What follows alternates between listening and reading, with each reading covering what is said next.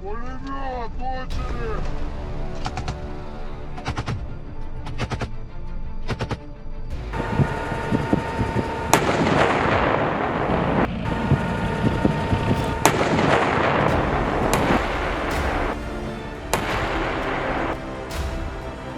Amidst the smoke of battlefield smoke and the thundering sound of steel, a rare confrontation unfolded on the Ukrainian front lines.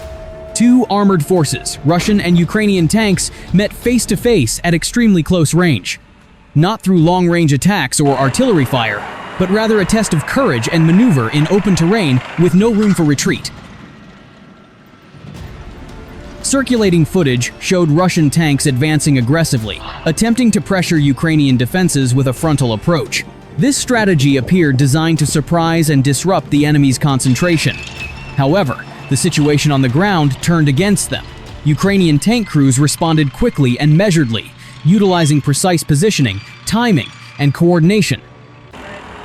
Rather than being drawn into a high-stakes, open engagement, the Ukrainian forces executed an unexpected maneuver. Within seconds, the battle changed. Russia's attempt to dominate the lane was halted, forcing their convoy to lose momentum and maneuverability. Military observers viewed this incident as a stark example of how modern warfare is determined not only by firepower, but also by crew readiness, situational awareness, and decision-making under extreme pressure. This brief but intense encounter demonstrated that technical superiority alone does not guarantee success on the dynamic Ukrainian battlefield. For Russia, the attack ended without the desired outcome. For Ukraine, however, the swift response demonstrated its ability to confront immediate threats, even in the most risky scenarios. This brief clash between tanks may have lasted only a few moments, but its impact resonated far beyond symbolizing that any careless move on the front lines could lead to the failure of the operation. In a surprising escalation, a Russian tank convoy moving along the front line reportedly fell prey to a surprise attack by Ukrainian forces, turning the line of operations into an arena of destruction within minutes. Aerial footage showed rows of Russian tanks advancing in close formation, likely rotating or attempting to penetrate a strategic sector. However, without warning, the situation changed drastically. Ukrainian tanks emerged from concealed positions, unleashing precision fire that directly hit the convoy's leading unit. The clash of steel against steel was inevitable. A series of explosions rocked the line of movement, disrupting coordination and forcing the Russian tanks to halt abruptly. In the chaos, the Ukrainian crew seized the moment, with swift maneuvers pressuring from multiple angles and breaking the enemy's concentration. Russia's response appeared to be too late. The initially organized convoy became a static target in open terrain. Thick smoke billowed, signaling the failure of the Russian armored forces in the sector. Military analysts have described this attack as an example of modern armored operations, emphasizing surprise, coordination, and terrain control. Ukraine is considered to have successfully read its enemy's movement patterns and chosen the most lethal timing for its attack. This incident reaffirmed that dominance on the Ukrainian battlefield is determined not only by the number of tanks or firepower, but by the speed of decision-making and tactical ingenuity. One small error in the movement of a convoy could lead to total annihilation. The battle may have been brief, but the message was clear. Every meter of the front line was now at stake, and Ukraine demonstrated that it was prepared to meet any offensive move with brutal and measured resistance. Before delving further into the Russian attack with the TOS-1, a heavy rocket system, it's important to understand a crucial reality on the current Ukrainian battlefield. Weapons with high destructive power no longer equate to high effectiveness. In fact, in many cases, systems like the TOS-1A now carry significant risks to their users. The TOS-1A was designed for large-scale conventional warfare, destroying vast areas with extreme pressure and heat. However, the Ukrainian battlefield has evolved. The war is now dominated by constant aerial reconnaissance, primarily by small, inexpensive, and difficult-to-detect drones. Any movement of large vehicles, including tank-based TOS-1 launchers, is almost certainly monitored from the outset. The TOS-1A's primary problem is its relatively short firing range compared to modern artillery.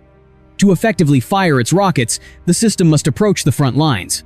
This means the launcher must enter a dangerous zone filled with threats from kamikaze drones, precision artillery, and medium-range anti-tank missiles. Furthermore, the TOS-1A's visual and thermal signature is highly conspicuous. When a rocket is launched, its firing position is immediately revealed. In Ukraine's open and constantly monitored terrain, the immediate aftermath of a firefight becomes the most lethal phase. Ukraine repeatedly exploits this gap with swift counterattacks before the launchers have time to move. Another equally important factor is the shift in Ukrainian forces' tactics. They no longer rely on static defenses vulnerable to area-based weapons. Instead, troops are dispersed, move quickly, and utilize real-time communications networks. This pattern significantly reduces the maximum impact of weapons, like the TOS-1A. Military analysts also highlight the psychological aspect, which is now beginning to reverse.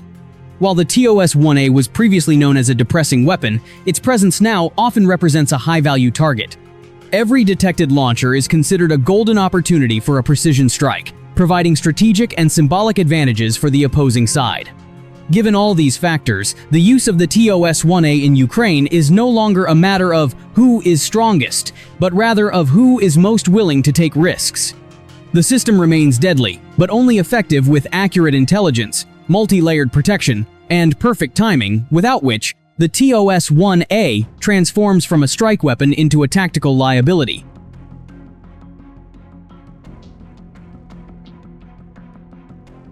This time, the Russians unleashed a wave of TOS-1A strikes. Minutes after the first salvo, the battlefield entered a more dangerous phase.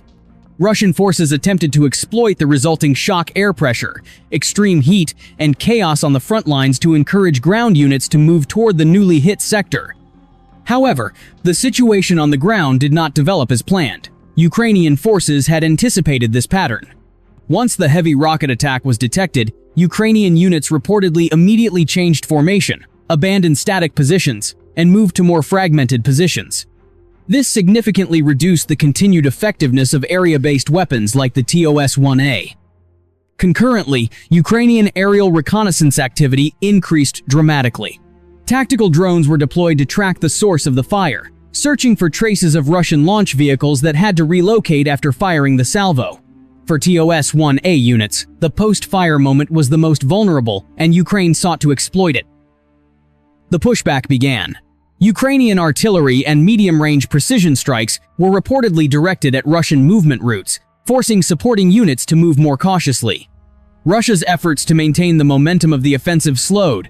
Instead of opening a significant gap in Ukraine's defenses, the situation turned into a grueling tug-of-war. Analysts believe that this use of the TOS-1A was more of a pressure and test of response, rather than a decisive victory.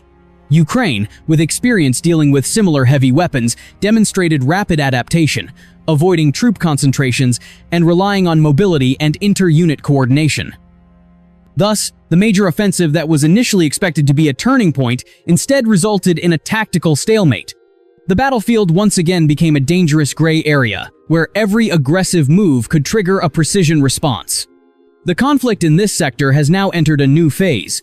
It's no longer about who has the greatest destructive power, but who can defend, read the enemy's patterns, and strike at the most vulnerable moment. And so far, Ukraine has shown that it is not simply defending, it is learning, adapting, and ready to retaliate.